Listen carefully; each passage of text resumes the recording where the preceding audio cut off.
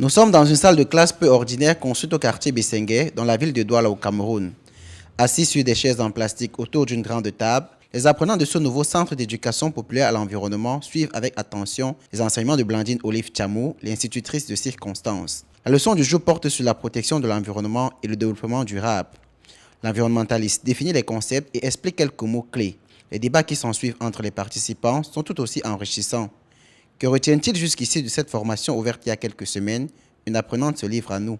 Et dans cette formation, justement, c'est ce que j'apprends. Quelle est la méthode pour mieux communiquer avec ces populations, pour les aider dans leur changement.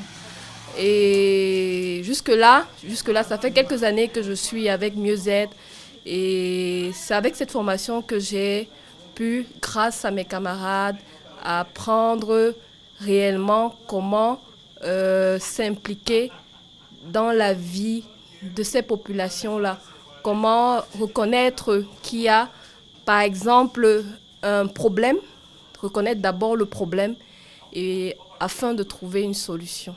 Dans ce centre d'éducation populaire à l'environnement, les thématiques abordées tournent autour des questions de la gestion des déchets ménagers, du recyclage des ordures et de la protection de l'écosystème, entre autres. Les apprenants ont alors droit à des projections vidéo et des descentes sur le terrain afin de mieux être édifiés sur les notions abordées pendant les cours théoriques. Certains d'entre eux n'hésitent pas à mettre toutes ces connaissances en pratique dans leur ménage.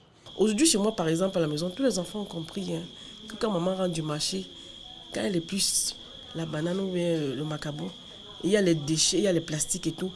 Même ma petite fille qui fait la cire, elle sait que la poubelle, c'est pas là-bas et qu'on ne doit pas jeter les ordures n'importe où.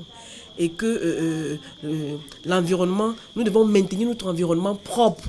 Voilà. Parce qu'ici, on touche des modules concrets qui nous amènent à une amélioration de nos conditions de vie.